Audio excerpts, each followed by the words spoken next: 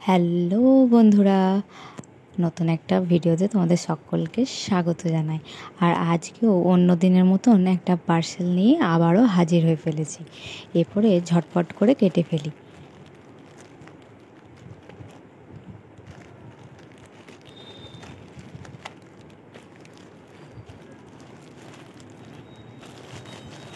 এটা একটা bag order করেছিলাম অনলাইনে, যেটা এসছে তোমাদেরকে দেখাচ্ছি।